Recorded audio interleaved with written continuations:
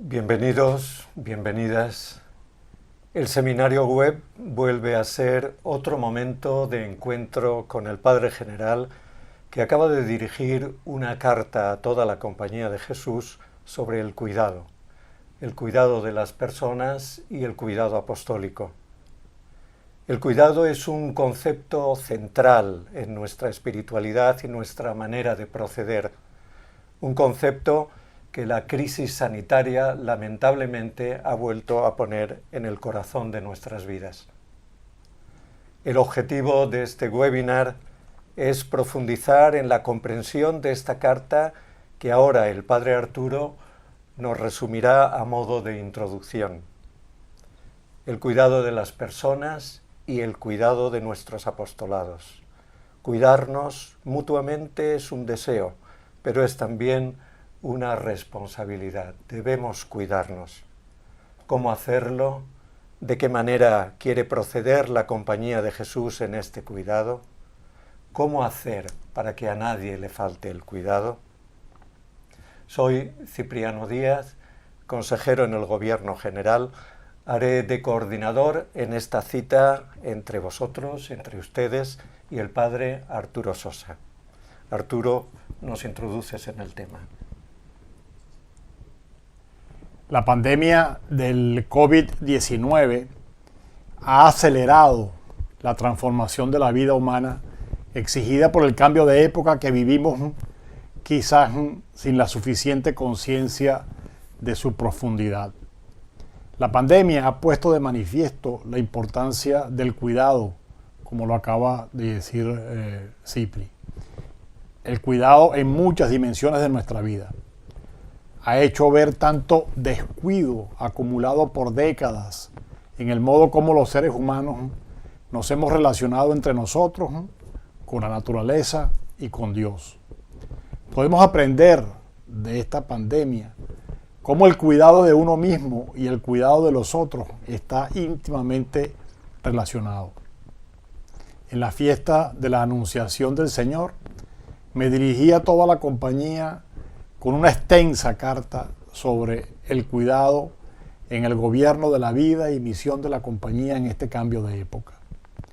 Quiero invitarlos a leerla con calma y atención, a conversar en las comunidades y obras apostólicas sobre la importancia de mantener la tensión creativa entre la cura apostólica y la cura personalis, y los peligros de descuidar nuestra vida y descuidar la misión a la que hemos sido llamados.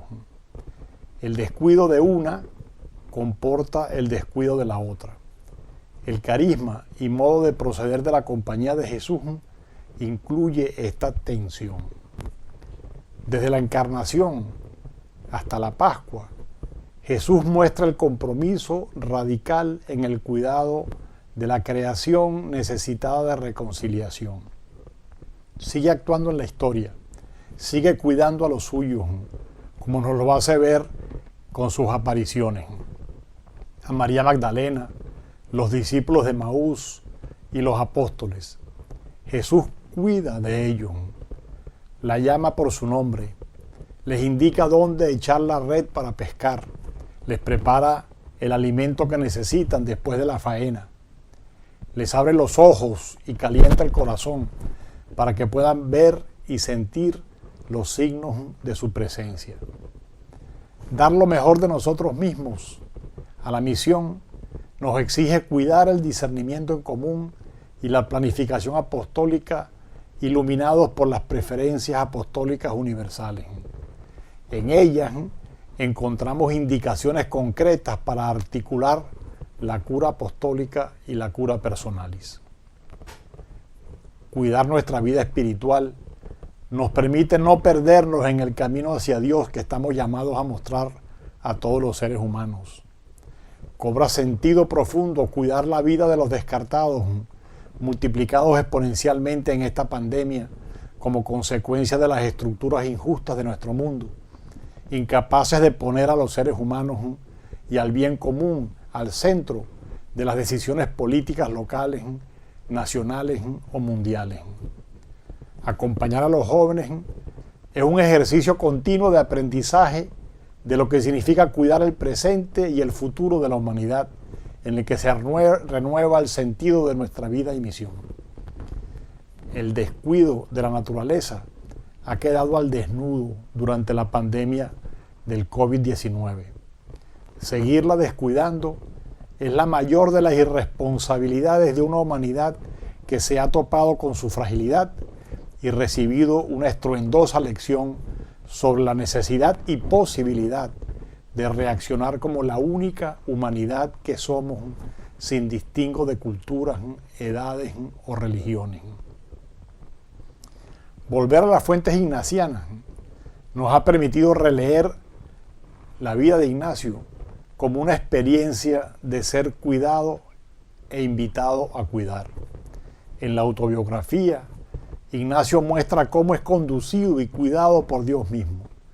Los ejercicios espirituales son el itinerario místico del cuidado de Dios, comprometido con la vocación del ser humano, al que cuida a través de la encarnación, muerte y resurrección de Cristo. Todo es contemplado así ad amorem, y las constituciones en sus partes cuarta, octava y novena no son otra cosa que el compromiso de quienes gobiernan por conservar y cuidar el cuerpo de la compañía universal en función de la misión. La carta sobre el cuidado, a la que estoy haciendo referencia, se propone avanzar en la rica reflexión de las cartas ex oficio del año 2018. Ellas dejan ver con claridad que las dificultades entre cura apostólica y cura personalis se derivan principalmente de la separación entre ambas. Cuando se produce esa dualidad, se toma el camino de una separación de competencias entre el superior local y el director de obra, que no ayuda en el cuidado de la misión. Para cuidar la misión, la Compañía de Jesús necesita cuidar de las personas que la hacen posible y forman su cuerpo apostólico. Por ello es urgente aprender a colaborar con laicos y laicas, con el clero diocesano y con otros religiosos y religiosas para trabajar en compañía, cuidando y dejándose cuidar. El cuidado exige abrir procesos de apertura mental y conversión para liberarnos del clericalismo, del paternalismo, del individualismo y del autoritarismo, que se encuentran en tantos contextos actuales.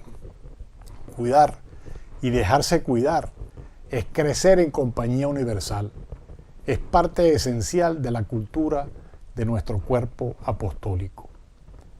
El proceso de reestructuración del gobierno de la Compañía de Jesús ha puesto de relieve el papel de la delegación en el ejercicio de la autoridad en el cuerpo apostólico como forma de mantener la atención del cuidado en todas las dimensiones. En unidades administrativas grandes, tanto demográfica como geográficamente, algunas personas reciben autoridad delegada para acompañar distintas áreas de la vida misión y garantizar su cuidado. Se añaden otras formas complementarias que ayudan a la coordinación de áreas apostólicas en el acompañamiento del desarrollo del plan apostólico o en la articulación de comunidades y obras en una determinada zona geográfica. En la carta señalo algunos pasos inmediatos que podemos dar en este tiempo de Pascua. Cada jesuita y compañero o compañera en la misión puede preguntarse qué puede ayudarlo a crecer en esa transparencia y honestidad que surge de la libertad interior y la indiferencia ignaciana. A los superiores locales y directores de obras, sean jesuitas o laicos o laicas, les pido tomar iniciativas para ayudar a las comunidades y las obras a hacer de la conversación espiritual o formas similares de intercambio el modo habitual de discutir los asuntos inherentes a la vida de la comunidad o de la obra apostólica.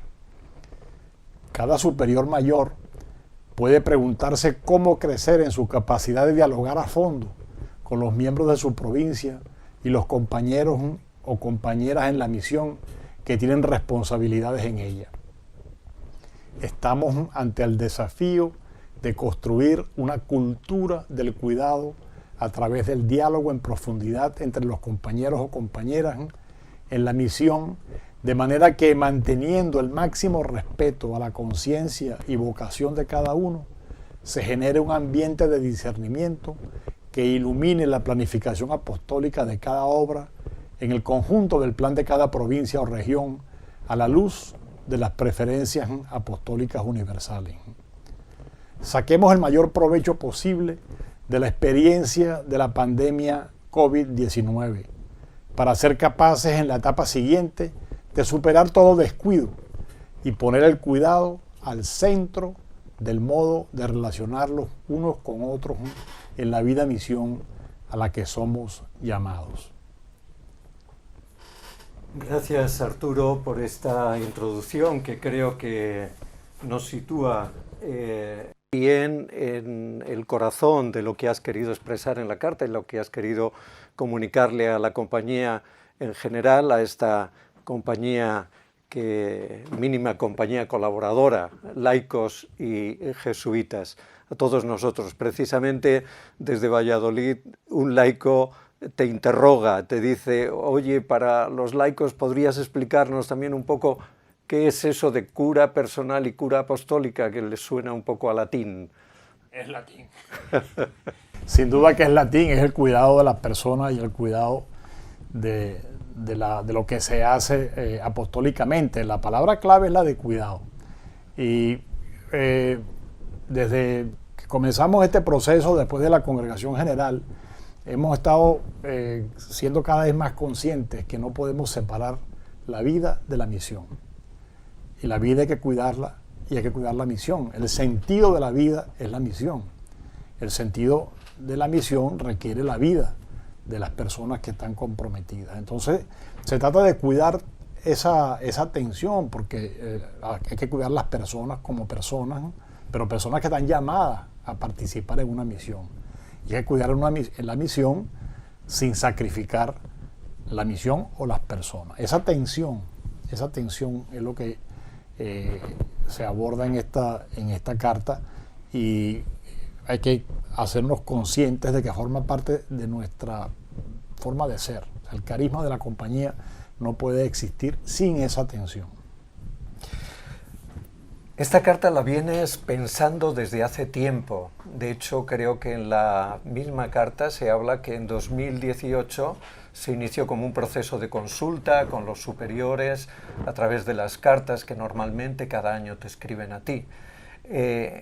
¿La publicación ahora en marzo ha sido consecuencia del coronavirus o ha sido una coincidencia nada más?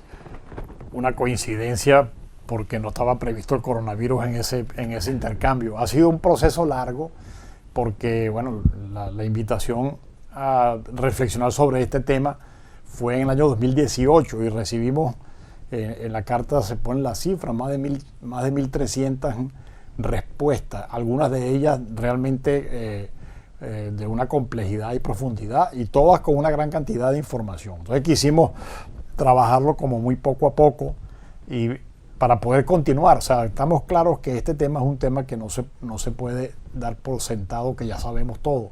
O sea, no se puede dar por sentado que ya hemos descubierto todas las dimensiones y matices de esta difícil relación, de esa difícil tensión para mantener nuestra vida. Y ha sido un proceso en el que ha participado todo el Consejo General, pues tratando de encontrar cuál era el mensaje que hemos recibido del cuerpo de la compañía y cómo devolverlo en una manera positiva para continuar avanzando en nuestra reflexión y nuestro modo de lograr esa atención en la misión. Uno de los puntos centrales de la carta, sin duda, es la relación director de obra superior local, autoridad religiosa más cercana a cada jesuita concreto, pero también muy referida a los laicos que trabajan con nosotros compartiendo la misión. Se convierte a veces en una dificultad cómo el superior en obras muy grandes, por ejemplo universidades, etcétera, cómo puede cuidar de la gente cuando son tantos y tan variados en nuestras obras. ¿Cómo se puede establecer ese cuidado? ¿Qué figura jugaría la del papel correspondiente al superior local como como un par con el que la obra puede hablar con la compañía y al revés. Uno de los elementos centrales de la carta es evitar dividir las competencias entre el superior local o cualquier superior, también el superior mayor o el superior de una plataforma, en el caso de la provincia de España o de Brasil, y los directores de obra de cualquier tamaño que la obra tenga. Precisamente tanto el director de obra como el superior local tienen que mantener la atención, son responsables de la cura de las personas y de la cura de la misión. La principal responsabilidad de todo superior religioso es la misión, es lograr que los jesuitas que están, digamos, animados forman parte de su comunidad, que están comprometidos en una o en diversas obras apostólicas, estén realmente centrados en la misión y que cuiden las condiciones para que la misión sea lo que le dé sentido a su vida.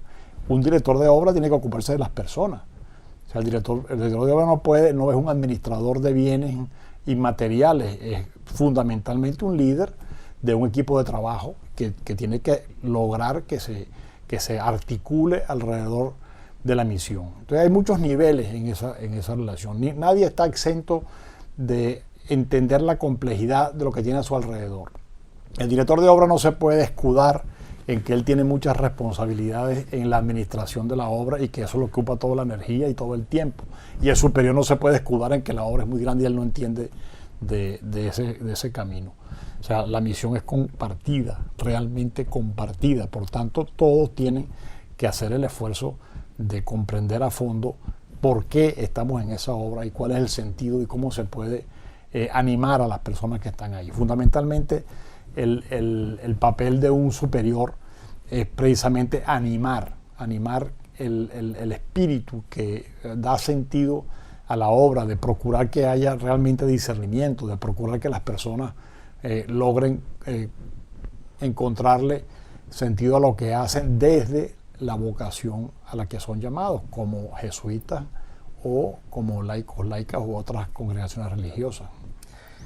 El compromiso de la compañía, sin duda alguna, es acompañar, conservar y cuidar, tanto a jesuitas como a laicos. Todos estamos en esta misión, todos somos sujetos de cuidado en la misión. Acompañar, conservar y cuidar, nos preguntan, son como términos que parecen sinónimos unos a otros. Estamos hablando de lo mismo cuando hablamos de acompañar, que de cuidar, que de conservar este cuerpo que decías antes en la referencia que hacías a las constituciones. El conservar es una palabra que usa San Ignacio en las constituciones permanentemente. Acompañar es una palabra que usamos mucho más nosotros ahora, que quizás no era tan frecuente en el lenguaje del tiempo de San Ignacio. Son formas complementarias de aproximarse a la misma realidad.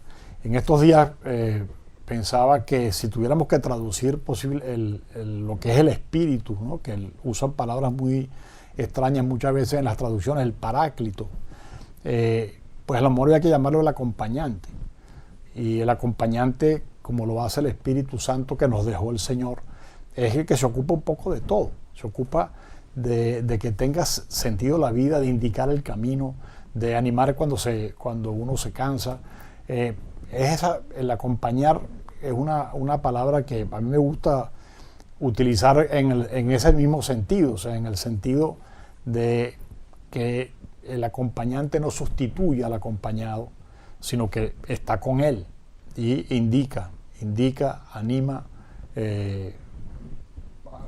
escucha, consuela, ¿no? Hace tantas cosas sin sustituir al otro, haciendo que el otro pueda recobrar el sentido de lo que hace desde la perspectiva de la misión que nos une a todos. Se habla de que caminamos hacia una civilización del cuidado, una cultura del cuidado. ¿Cómo cultivar el cuidado? Yo quisiera que eso fuera más que un deseo. No, ¿Cómo se aprende? Eso no es automático. Yo no soy tan optimista. No soy tan optimista de que estamos avanzando porque sí. no soy tan optimista cuando escucho tanta gente diciendo que ya el mundo cambió por la experiencia de la pandemia, porque hemos estado relativamente encerrados durante un mes o un mes y medio o 2 meses, que ya con eso cambió nuestra vida. No creo. No creo que eso es así. Precisamente el gran desafío es aprender esa lección. O sea, ¿cuál es lo que tenemos que aprender de aquí? Primero tenemos que aprender que hemos sido unos descuidados. O sea, que no hemos puesto atención al cuidado, y eso lo venimos diciendo desde el punto de vista, por ejemplo, de la relación con el medio ambiente desde hace décadas, ¿no? Que hay un descuido estructural. O sea, que la humanidad no está tomando en cuenta lo que necesita de cuidado del medio ambiente, de la casa común, como le gusta decir al Santo Padre, y lo dicen la Laudato Si. Y esto ahora está mucho más de manifiesto, pero también se han puesto de manifiesto otros grandes descuidos que existen en nuestra sociedad, que también hemos venido señalando desde hace mucho tiempo y que se ha hecho muy poco para cambiarlo. Yo no creo que 40 días, 50 días o 60 días de pandemia automáticamente produzcan el cambio, pero sin embargo es una experiencia que hay que aprovechar, es una experiencia que hay que interiorizar. O sea, que necesitamos de verdad tomarla en serio y decir, bueno, ¿qué me invita a cambiar esto que hemos vivido? Pues no individualmente, porque lo hemos vivido como mundo. O sea, esta pandemia la hemos vivido por lo menos mediáticamente como global, y la hemos vivido como nacional en cada uno de los países. Cómo aprovechar lo que hemos sacado de aquí para propiciar el cambio, que no va a ser fácil. Y ahí las tensiones que se están dando precisamente en este proceso de lo que llaman aquí en Italia fase 2 y otro tipo de lenguaje en otros países, que es un paso de la cuarentena más rígida a una vida productiva, de escuelas, etcétera. Esa tensión ya está mostrando lo difícil que es realmente cambiar nuestro modo de entender la vida, aunque hayamos pasado por la pandemia. Un joven escolar desde Argentina insiste un poco en la crisis ecológica como una crisis de sentido, como una crisis también antropológica, ¿no? El deterioro ambiental es también deterioro humano. Sin duda, o sea, el deterioro ambiental no es ¿quién lo produce? Pues lo produce una humanidad que no ha encontrado el sentido de esa íntima relación de la vida de la naturaleza y la vida humana en sociedad, porque tampoco es únicamente la vida individual. Y precisamente yo creo que volviendo al tema de las preferencias apostólicas, una de las mensajes importantes que hemos encontrado en la experiencia de formular esas preferencias es que están todas vinculadas. O sea, que no podemos realmente dedicarnos a cuidar la casa común, a trabajar ecológicamente, si no estamos también luchando por el cambio de estructuras que producen la pobreza de la inmensa mayoría de los seres humanos y de la familia, y que no podemos hacer eso sin interiorizarnos nosotros en la experiencia espiritual, y que no podemos prescindir de las generaciones que están naciendo, que están siendo parte de lo que hoy presente va a ser futuro. Desde tu tierra, desde Venezuela, en el trabajo de Fe y Alegría, una pregunta que te hacen: dentro de la cura, de la misión y del cuidado personal, ¿cómo avanzar de la lógica que muchas veces los cuidadores tenemos de ser solo asistencialistas a ser complementarios? Vuelvo al concepto de acompañante. Yo creo que ese es el tema. El asistencialismo es una de las maneras de ponerse por encima del otro, ¿no? De no estar al servicio, sino de ponerse un poco por encima, y como quien, bueno, yo tengo los medios, las posibilidades, y te doy una mano a ti que no puedes. Yo creo que el sentido de esta tensión, como se vive, de la misión, de la cura, de las dos dimensiones, personal y de la misión, del apostolado, lleva a lo contrario. O sea, lleva a poner en el centro a la persona, y que cada quien recupere su dignidad si no la tiene, y la viva en el sentido de dignidad común. O sea, de que todos juntos hacemos lo que se nos propone como proyecto común, O sea, aquí el acompañamiento se hace en comunidad. Yo creo que eso también es importante resaltarlo. O sea, no son relaciones meramente individuales es una comunidad. La iglesia, la compañía se construyen alrededor de la comunidad. O sea, no se vive, este carisma no se vive solo. El bautismo no se vive individualmente, se vive en iglesia y nosotros vivimos en compañía. Y por eso es importante también que las obras apostólicas reconozcan esa dimensión de su manera de ser misión, ¿no? De ser misión en conjunto, en equipo, en comunidad. Y de Venezuela nos vamos a Colombia y desde allí te preguntan, ¿la tarea de la cura personalis y de la cura apostólica es exclusiva de superiores y directores de obra o es una responsabilidad de todos? Común. Hay diversas responsabilidades, pero todos tenemos esa responsabilidad. La responsabilidad de cuidarnos y de cuidar a otros forma parte de la humanidad y obviamente forma parte de la vida cristiana. Y en una organización como la Compañía de Jesús, todos estamos comprometidos con la cura, con el cuidado de la misión, que es lo que nos une, ¿no? Y desde el cuidado con la misión que cada uno tiene, debe entonces hacerse cargo de la cura de las personas. Pero también hay que reconocer que hay distintas responsabilidades. No es lo mismo la responsabilidad de un director que de uno que está, digamos, en el aula de clases si es una escuela, o no es lo mismo la responsabilidad de un provincial en una provincia jesuita que la responsabilidad de uno que está encargado de una emisora de radio o que está encargado de un centro social. Entonces, pero todos tenemos una común responsabilidad y esas otras responsabilidades son que el cuerpo las necesita y las pide y se las da. O sea, en alguna parte de la introducción y un par de párrafos largos de la carta, me refiero al tema de la delegación. La delegación de esa responsabilidad, precisamente la responsabilidad común, tiene que articularse de alguna manera. Y ese es el concepto de cuerpo que utiliza tanto Ignacio en toda su concepción de las constituciones de la compañía. Es un cuerpo, y ese cuerpo es el que tiene la responsabilidad y la autoridad, por usar esa expresión, y la delega en el superior general, la delega en los superiores provinciales o locales o en los directores de obra. La delegación es una participación en esa responsabilidad común que todos tenemos de cuidarnos mutuamente desde la misión. Sí, aprovecho porque hay precisamente una pregunta que habla de la delegación. Tú has hablado ya de la primera parte de la pregunta, pero me refiero a la otra. Dice, efectivamente la Compañía de Jesús tiene una estructura de gobierno vertical, pero a ti te gusta mucho el término delegación, delegar, y crees que es parte de la esencia de cómo se deben hacer las cosas en el gobierno de la compañía. Pero nuestro oyente nos dice, ¿no se está diluyendo un poco el gobierno de la Compañía de Jesús con esta alusión tan permanente al gobierno delegado? Que lo que llamamos verticalidad de la estructura de la compañía es exactamente delegación. O sea, la autoridad en la Compañía de Jesús, ¿quién la tiene?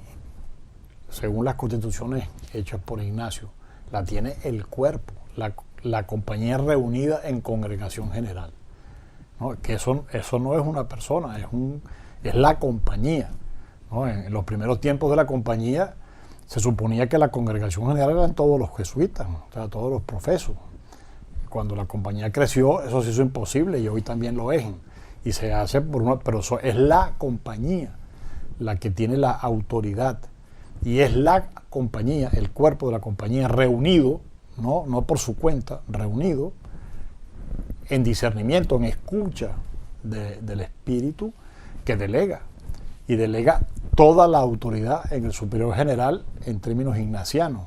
Y el superior general delega la autoridad que conviene a a cada parte de la compañía, se llame provincia. La provincia son cosas que surgen después, o a una otra parte del apostolado. Eso no es diluir, es todo lo contrario, es mantener la esencia del concepto de la compañía. Todo el que ejerce una autoridad en la compañía es porque ha recibido la delegación de parte del cuerpo de la compañía y a ella responde.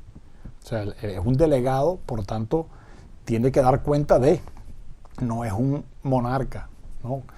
Porque a veces confundimos, digamos, como asociamos la estructura vertical con monarquías absolutas, ¿no? Como si el que está en la cabeza tiene, puede de alguna manera prescindir de todo y hacer lo que le parece a él, y no, aquí no es ese el caso. El caso es, primero, que todos estamos buscando, hallando y poniendo en práctica la voluntad de Dios, o sea, estamos guiados por el Espíritu, no somos nosotros los que guiamos al cuerpo. Y los que tienen autoridad en el cuerpo es porque el cuerpo se las ha dado precisamente para cumplir esa misión que recibimos, que entendemos nos está dando el Espíritu Santo. Las CVX en España te dan las gracias por esta carta, por la explicación también de la carta, que probablemente es una carta densa, que como tú has propuesto debe ser discutida, debe ser reflexionada también, tanto en comunidad como en las comunidades a las que pertenecemos también, comunidades parroquiales o comunidades de otro tipo, evidente. Pero también te preguntan desde las CVX, ¿qué es cuidar? ¿Cómo definirías la acción de cuidar? Aunque ya estás dándole vueltas al concepto desde que hemos comenzado. Sí, no, pero quiero insistir porque ha salido varias veces el tema. Bueno, primero que el proceso de la carta fue muy largo, porque el tema es muy complejo. O sea, yo no tengo recetas en el bolsillo que puedo repartir en esta sesión que estamos compartiendo juntos. Yo también estoy pensando, o sea, también estoy tratando de entender mejor qué significa lo del cuidar. Es un proceso que nos va a llevar todavía tiempo. Esta carta es una invitación a profundizar, ¿no? Aquí no está dicho todo, ni mucho menos.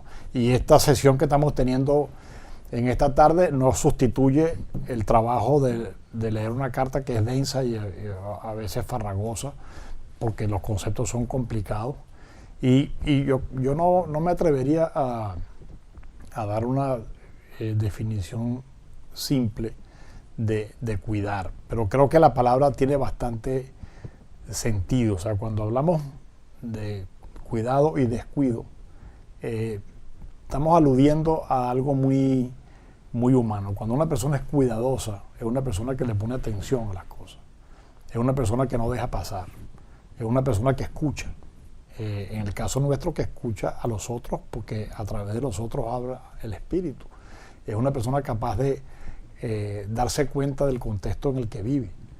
Es una persona que no pasa por la vida sin voltear para los lados y sin darse cuenta de dónde está. O sea, quizás si lo ponemos en contraste con el descuidado, cuando decimos que una persona es descuidada, o que un grupo es descuidado, o que un gobierno es descuidado, es porque no pone atención a las cosas importantes de la vida de los otros, de la vida sobre todo de los más necesitados. Entonces, bueno, el cuidado es precisamente poner atención, es ponerse en tensión y atención a que la vida que nosotros deseamos para nosotros mismos sea vida para todos, y que esa vida que el Señor nos dio, pues la podemos realmente distribuir y podemos hacer que la humanidad viva como humanidad rescatada por el Señor que dio la vida. Cuidado y preferencias apostólicas. La pregunta viene desde Bruselas. ¿Cómo afecta la pandemia del COVID a las preferencias apostólicas? ¿Qué nos dice esta emergencia para cada una de las preferencias, especialmente aquella de acompañar a los más pobres? Yo creo que esta experiencia nos está confirmando. Desde el punto de vista de la experiencia espiritual, puedo decir que este periodo de confinamiento que nos ha obligado la pandemia es una manera como se nos está confirmando el proceso espiritual que nos llevó a su formulación.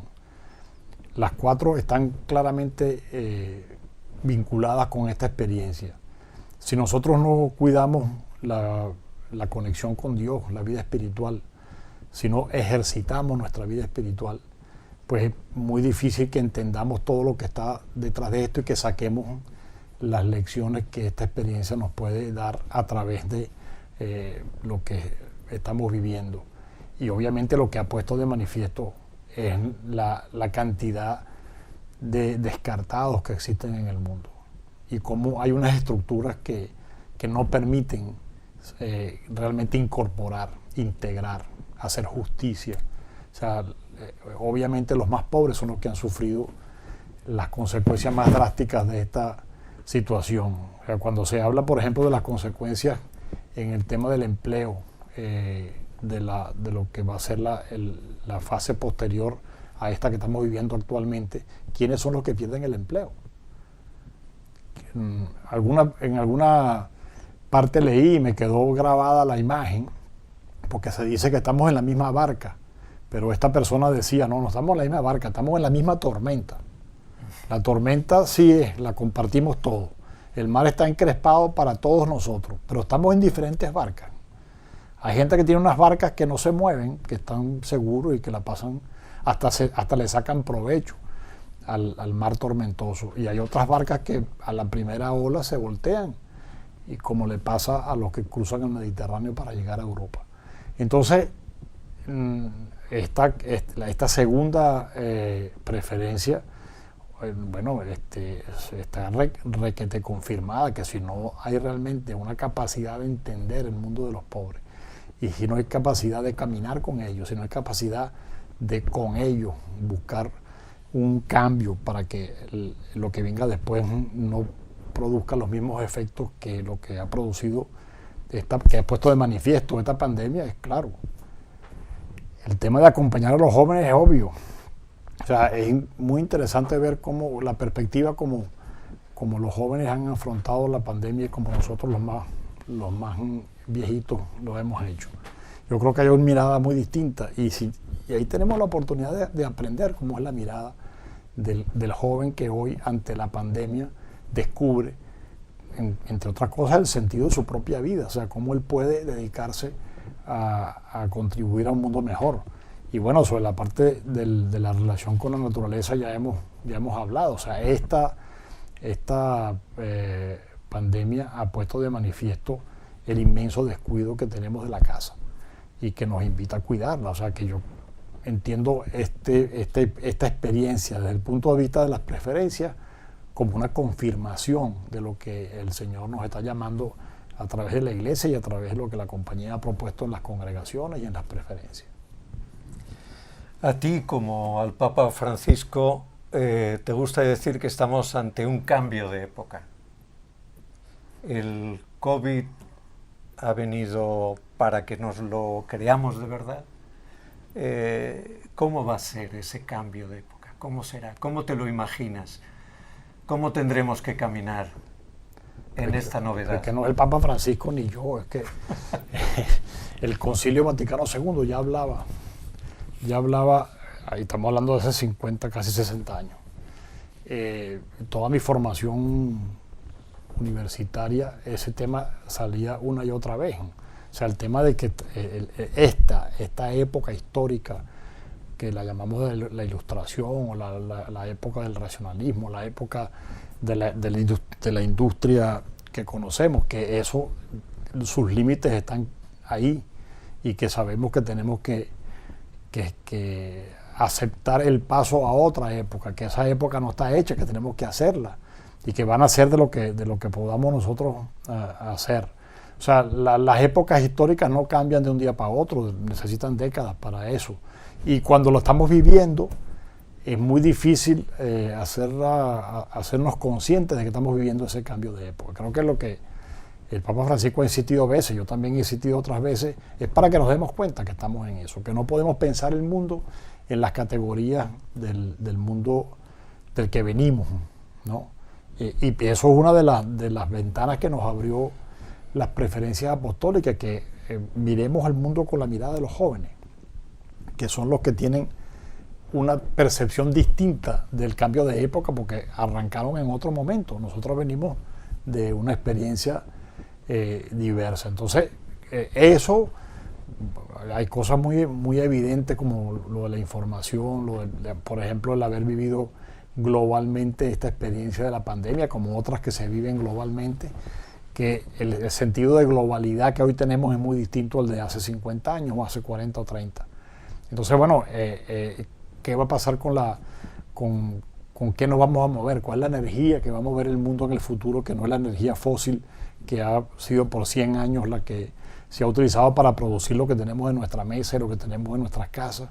O sea, ¿cómo vamos a producir comida para los millones de personas que están en el mundo de hoy? Tiene que ver con cómo nos relacionamos, qué significa eso de ser ciudadano, qué significan las naciones, que son una parte de una época histórica. O sea, todas esas cosas están, aunque no lo hayamos percibido, en cuestión. Y por eso vivimos tantas crisis, por eso ya las palabras han hasta perdido sentido. Cuando hablamos de democracia, hablamos de cosas distintas en distintas partes del mundo, o cuando hablamos de nación o de pueblo, de cultura. Entonces, bueno, es una etapa que si la vivimos desde el punto de vista de la espiritualidad cristiana, es una oportunidad, ¿no? Para usar una palabra que les gusta a los biblistas, un kairos, una oportunidad que también podemos aprovechar para que ese mensaje de salvación que es el Evangelio se haga más carne en las estructuras y en las relaciones en todos los niveles de la vida humana. Desde Perú también nos preguntan, es una pregunta múltiple, vamos a ver cómo la desgranamos, más o menos para no ocupar demasiado tiempo. Nos dice, referido a los laicos, implicarnos vitalmente como laicos en la misión de la compañía implica también el compromiso de nuestras familias. ¿Cómo reforzar más el cuidado ignaciano de las familias? Yo siempre trato de aclarar que la misión no es la misión de la compañía, que la misión es la misión de la iglesia, de la cual la compañía forma parte, y que ser laico o ser jesuita o ser de otra congregación religiosa o ser un sacerdote diocesano es una vocación personal, y que todos tenemos que trabajar en la misma misión. La misión va más allá de la compañía. La compañía asume la responsabilidad de unas obras apostólicas, de una manera de hacer esa misión que es complementaria con otras muchas que existen en el seno de la iglesia. Entonces, dicho eso, obviamente que según la misión de cada uno hay que cuidar el contexto en que se desarrolla cada una de las vocaciones. O sea, la vocación del jesuita se desarrolla en una comunidad, en una provincia, en un cuerpo universal. Entonces, bueno, hay que cuidar esa relación comunitaria. La vocación de un laico que tiene familia se desarrolla en el seno de la familia, hay que cuidarla. Y, bueno, es una responsabilidad de cada quien de poder cultivar lo que la vocación que tiene le pide y que nos ayudemos mutuamente. O sea, ciertamente que para muchos jesuitas el contacto con los laicos y laicas que entienden su vocación a esta misión radicalmente nos ayudan muchísimo. Y también nosotros queremos, hay jesuitas que acompañan, que contribuyen, pero son responsabilidades distintas. O sea, cada quien tiene que cuidar su vocación. Y tenemos que cuidar la vocación. La vocación de la compañía la cuidamos en las comunidades. Por eso decimos que la comunidad también es una misión. Yo diría que la familia también es una misión. En las familias que crean comunidad, la comunidad cristiana tiene que contribuir a que cada quien pueda vivir su misión, su vocación en conexión con la misión. Otra vez, no hay recetas. Son tan distintos los contextos, las personas, el estilo de la vocación, pero lo que sí es claro es que tenemos que cuidarla. Desde el sitio web Jesuits Online nos preguntan sobre COVID y muertos. ¿Tiene la compañía pensada alguna actuación concreta para acompañar a personas que han perdido a sus seres queridos? Bueno, yo no conozco todas las iniciativas, conozco algunas, ¿no? Y ciertamente hay muchas iniciativas en distintos países y en distintos continentes para hacer eso. de muchas maneras, sea a distancia o acercándose o visitando. Hay algunos incluso capellanes de hospital que se han quedado en los hospitales viviendo ahí porque es la manera de poder estar cerca de la gente, de los familiares. Ahí depende incluso porque también hay modos distintos de atender a las personas al final de su vida y a las familias en las distintas culturas. Sí los hay, y hay muchas iniciativas muy bonitas en esa dirección y gente que de alguna manera arriesga su vida en eso. Sí, a propósito de esto también te preguntan si puedes informarnos sobre los jesuitas en Italia y otras provincias de Europa, especialmente sobre los compañeros afectados por COVID, porque hemos tenido también la compañía está siendo afectada, está siendo golpeada por esta crisis sanitaria. ¿Puedes decirnos algo? ¿Puedes? Sí, no, yo no puedo decirle ahorita todas las cifras exactas porque precisamente le hemos pedido a todas las provincias, no solamente de Europa, sino de los otros, del resto del mundo, que para la semana próxima nos puedan dar toda la información para poderla recopilar. Pero ciertamente son en Europa más de 20 jesuitas que han perdido la vida por el COVID. Hoy precisamente recibimos la noticia de un compañero que pasó una buena parte de su vida en Venezuela y que, bueno, lo conocí de muchacho y que trabajamos juntos, el padre Luis Jiménez, o Antonio Luis Jiménez, como es su nombre oficial, pero nosotros lo conocimos por Luis. Y así, pues en España ha habido varios difuntos, en Francia ha habido unos cuantos, en Portugal algunos, en el Líbano, en Estados Unidos hay también varias comunidades contagiadas y varios hospitalizados y varios que han fallecido. Pero, digamos, eso quiere decir que también somos parte de la humanidad, porque es toda la humanidad la que está sufriendo esta realidad y la que tiene que tomar conciencia de la importancia de acompañarnos y de cuidarnos mutuamente. Toda esta crisis, todo este momento, ¿afectará también a la formación de nuestros jóvenes? Yo espero que la ayude. Espero que la ayude en el sentido de darse cuenta de la realidad. Yo creo que hay muchos jóvenes jesuitas en formación que se han prestado como voluntarios para hacer lo que esté a su alcance en esta pandemia. Y eso a mí me llena de alegría el corazón, pues que haya y muchos han estado incluso como presionando para poder hacer más, y esa tensión entre, bueno, cuídate un poquito para que no te conviertas en un problema, pero la tensión de querer dar una mano está presente ahí, y creo que esto nos va a enseñar que la formación no se hace saliéndonos del mundo. O sea, esto nos ha metido de cabeza en que nosotros tenemos que formarnos precisamente en lo que está viviendo la gente, y que eso es una fuente importantísima para que la formación sea realmente la formación de un acompañante, que es lo que estamos buscando cuando hacemos un jesuita. El tiempo se nos va, el tiempo fugit, como se dice habitualmente, y cuando estamos en espacios como este, pues de una manera muy especial. Me gustaría que ya acabando dijeras una palabra para todos aquellos que están implicados en el cuidado de nuestros mayores, de nuestros enfermos, los equipos de nuestras enfermerías y residencias. ¿Hay alguna pregunta que nos ha llegado también para todos aquellos que les han apoyado?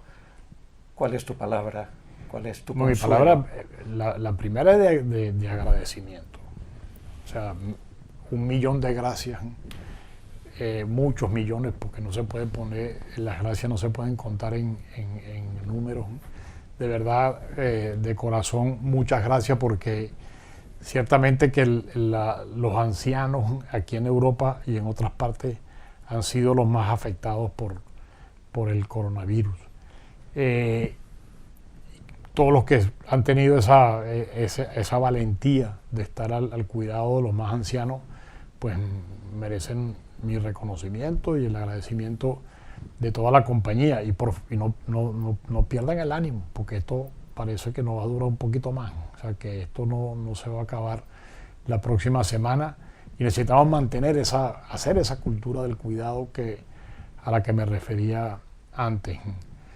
Hoy estamos recordando muy especialmente al padre Adolfo Nicolás, porque es su cumpleaños. Hoy cumple 84 años y también está en condición de ser cuidado, ¿no? Él nos cuidó toda su vida y nos cuidó desde este puesto muchos años.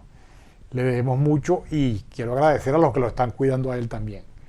Y los quiero invitar a que cuidemos al padre Nicolás como a todos nuestros mayores con la oración, todos los días. Volviendo otra vez a la carta, ¿te gustaría dejar un último mensaje sobre la carta, un último subrayado, resumirla de alguna manera? Esta carta nos pone ante una dimensión de nuestra vocación como cuerpo apostólico, donde estamos jesuitas y laicos, que tenemos una invitación a profundizar, que sabemos que es una tensión difícil, que necesitamos hacernos conscientes de ella, de sus implicaciones, que necesitamos compartir cómo la vivimos, cómo podemos mejorar esa manera de cuidarnos mutuamente para que la misión esté a la altura de la vocación a la que hemos sido llamados.